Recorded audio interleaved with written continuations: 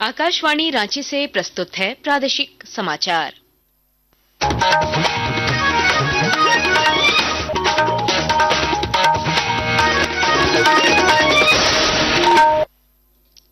नमस्कार, प्रादेशिक समाचारों के साथ मैं कामिनी। केंद्रीय गृह मंत्री अमित शाह ने कहा है कि सरकार साइबर अपराधों से निपटने के लिए 4 स्तरीय रणनीति अपना रही है, जिसमें समन्वय, संचार और क्षमता वृद्धि शामिल हैं। आज नई दिल्ली में साइबर सुरक्षा और साइबर अपराध विषय पर गृह मंत्रालय की संसदीय सलाहकार समिति की बैठक को संबोधित करते हुए गृह मंत्री ने साइबर अपराध को रोकने के लिए जनता के बीच जागरूकता बढ़ाने के महत्व पर जोर दिया। उन्होंने समिति के सदस्यों से इस बारे में जारी हेल्पलाइन नंबर 1930 को अधिक से अधिक प्रचारित करने का अनुरोध किया। वित्त राज्य मंत्री पंकज चौधरी ने आज कहा कि सरकार ज्यादा से ज्यादा लोगों तक कम प्रीमियम के साथ बीमा सेवाएं पहुंचाने के लिए प्रतिबद्ध है। उन्होंने कहा कि सरकार बीमा पॉलिसी धारकों के हितों की रक्षा के लिए प्रतिबद्ध है।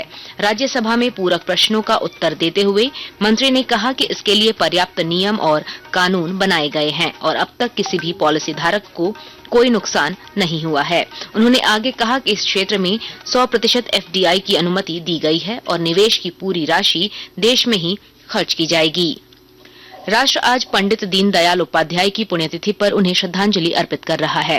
प्रधानमंत्री नरेंद्र मोदी ने पंडित दीनदयाल उपाध्याय की पुण्यतिथि पर भावभीनी श्रद्धांजलि अर्पित करते हुए अपने सोशल मीडिया पोस्ट के द्वारा पंडित दीनदयाल को एक दूरदर्शी विचारक बताया, जिन्होंने खुद को भारत की सेवा के लिए समर्पित कर दिया।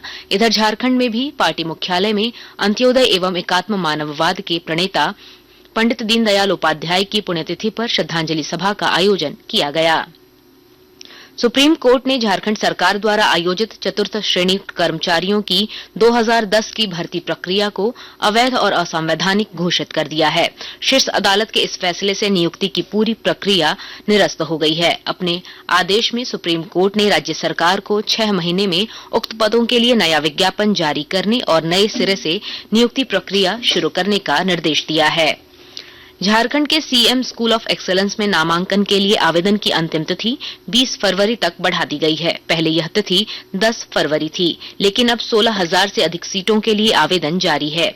वर्तमान में राज्य में 80 सीएम स्कूल ऑफ एक्सीलेंस संचालित हो रहे हैं, जिन्हें 4,000 तक बढ़ाने की योजना है।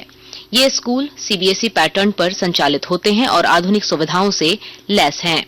रामगढ़ जिले में झारखंड अधिविद्य परिषद की माध्यमिक और इंटरमीडिएट परीक्षा शुरू होने पर उपायुक्त चंदन कुमार और पुलिस अधीक्षक अजय कुमार ने विभिन्न परीक्षा केंद्रों का निरीक्षण किया।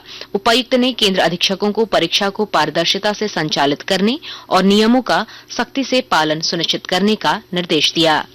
दुमका में संताली समाज के बुद्धिजीवियों और सामाजिक कार्यकर्ताओं ने संताली भाषा, लिपि और संस्कृति की रक्षा को लेकर दिसोम मरांगबुरु संताली आरिचली आर लेक्चर अखड़ा के बैनर तले हिजला गांव में बैठक की।